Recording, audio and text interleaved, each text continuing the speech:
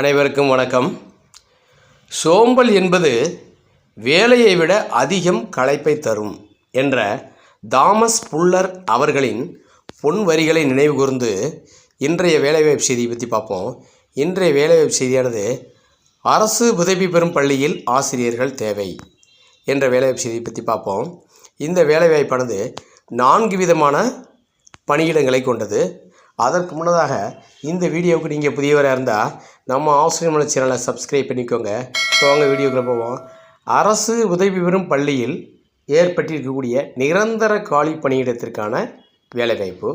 இந்த வேலைவாய்ப்பு முழுவதுமாக அரசின் கீழ் இயங்கக்கூடிய அரசு உதவி பெறும் பள்ளி நிர்வாகத்தில் உடைய பணியிடம். இந்த பணியிடத்திற்கு முதலாவதாக பார்க்கக்கூடியது முதுகலை பட்டதாரி ஆசிரியர் காலி பணியிடம். இந்த பணியிடமானது கணித பாடத்தில் ஏற்பட்டிருக்கக்கூடிய காலி பணியிடம் 1. இதற்குரிய கல்வி தகுதியானது எம்எஸ்சி பிஎட். எம்எஸ்சி நீங்கள் மேக்ஸ் முடிச்சிருக்கணும். அதுக்கப்புறம் நீங்கள் அதிகபட்சமாக எந்த கல்வி தகுதி வேணாலும் இருக்கலாம். அடுத்தது பாருங்கள், இவர்களுக்குரிய இன சுழற்சியானது எஸ்சிஏ பொது. எஸ்சிஏ கேட்டகரியில் ஆண்களும் விண்ணப்பிக்கலாம், பெண்களும் விண்ணப்பிக்கலாம். இவர்களுக்குரிய சம்பளம் அரசின் விதிமுறைகளுக்கு உட்பட்டு வழங்கப்படும் சொல்லிட்டாங்க. அடுத்ததாக பார்த்தீங்கன்னா பட்டதாரி ஆசிரியர் காலி பணியிடம். பட்டதாரி ஆசிரியர் காலி பணியிடம் ஆங்கில பாடத்திற்கு இங்கே காலி பணியிடம் ஏற்பட்டிருக்கு. இந்த பணியிடம் மொத்தம் 1 தான். இவர்களுக்குரிய கல்வி தகுதியானது BA BEd plus TET paper 2ல் நீங்கள் கண்டிப்பாக பாஸ் பண்ணியிருக்கணும். ஏன்னா பட்டதாரி ஆசிரியருக்கு தகுதி தேர்வு உண்டு, பிஜிக்கு தகுதி தேர்வு கிடையாது. அதனால் சில பேர் நிறைய பேர் நம்ம கமெண்ட்ஸில் கேட்டிருக்காங்க, பிஜிக்கு மட்டும் நீங்கள் தகுதி தேர்வு பற்றி சொல்லலைன்னு. அவர்களுக்கு இதை புரிஞ்சுக்கோங்க. அதே மாதிரி இந்த பணியிடத்திற்கு யாரெல்லாம் விண்ணப்பிக்கலாம்னா தமிழகத்தில் உள்ள எஸ்சிஏ பிரிவினரை சேர்ந்த ஆண்கள் மற்றும் பெண்கள் இருவருமே விண்ணப்பிச்சுக்கலாம். அடுத்ததாக பாருங்கள், இதே பள்ளியில் ஏற்பட்டிருக்கக்கூடிய ஓவிய ஆசிரியர் காலி பணியிடம். இந்த ஓவிய ஆசிரியர் காலி பணியிடம் என்பது பெரும்பாலும் நிறைய பள்ளிகளில் வர்றதில்லை. ஒரு சில குறிப்பிட்டுள்ள பள்ளிகளில் மட்டும்தான் இந்த ரோஸ்ட் இன சுழற்சிப்படி வந்துக்கிட்டு இருக்கு போல் வேக்கன்சி. இவங்க அப்ரூவல் இந்த ஸ்கூல் கொடுத்துருக்காங்க. இந்த ஸ்கூலில் பார்த்திங்கன்னா இந்த ஓவிய ஆசிரியர் காலி பணியிடத்துக்குரிய கல்வி தகுதியானது +2 முடிச்சிருக்கணும். ப்ளஸ் டிடிசி, அதாவது டிராயிங்கில் டிடிசி கோர்ஸ் நீங்கள் முடிச்சிருக்கணும். அதில் ஒரு சிலருக்கு 2-3 எலிஜிபிள் இருக்குது. அதாவது அவுட்லைனு அந்த மாதிரி பிரித்து வச்சுருக்காங்க. ஆனால் இவங்க பொதுவாக மட்டும் கொடுத்துருக்காங்க டிடிசின்னு. ஆனால் நீங்கள் எல்லோரும் விண்ணப்பிச்சுக்கலாம் போல் தெரியுது. இந்த பணியிடத்திற்கு பார்த்திங்கன்னா தமிழகத்தில் உள்ள ஆண்கள் பெண்கள் அனைவரும் விண்ணப்பிக்கலாம். அனைத்து விதமான கேட்டகரி சேர்ந்தவர்கள் ஓசி பிரிவு இவங்க கொடுத்துட்டாங்க. இந்த பணியிடத்திற்கு அனைவரும் விண்ணப்பிக்கலாம். கடந்த 2 பணியிடம் பார்த்துருந்தோம். முதுகலை பட்டதாரி ஆசிரியரும் பட்டதாரி ஆசிரியருக்கும் எஸ்சிஏ பிரிவினர் மட்டும்தான் விண்ணப்பிக்க முடியும். ஆனால் இந்த ஓவிய ஆசிரியருக்கு அனைத்து பிரிவினரும் விண்ணப்பிக்கலாம்.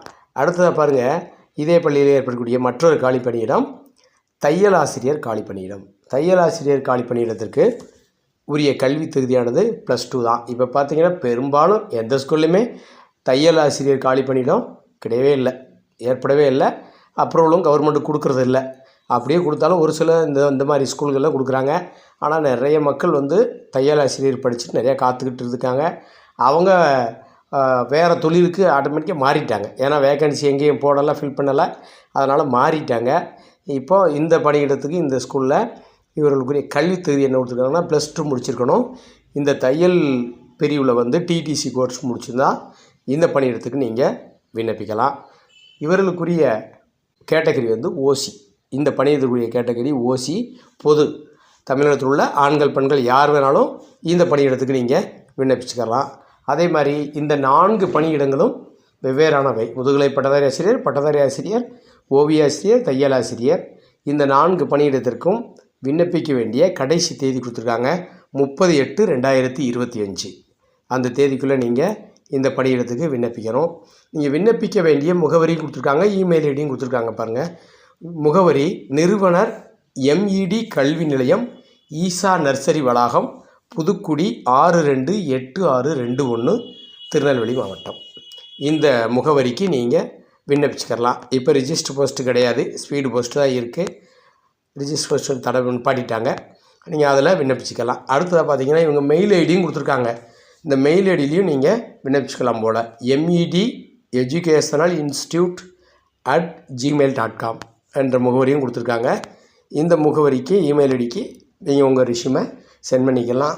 இந்த பணியிடங்கள் சார்பாக உங்களுக்கு ஏதாவது சந்தேகங்கள் ஏற்பட்டாலோ அல்லது நீங்கள் ஃபோன் பண்ணி கேட்க முடியாது. கடந்த 2-3 பணியிடங்களுக்கு அந்த பள்ளி நிர்வாகங்கள் வந்து அலைபேசி நம்பர் கொடுத்துருந்தாங்க. நீங்கள் ஃபோன் பண்ணி கேட்டீங்க. இதில் நீங்கள் மெயில் ஐடி தான், நீங்கள் மெயிலில் கூட மெயில் பண்ணி கேட்டுக்கலாம்.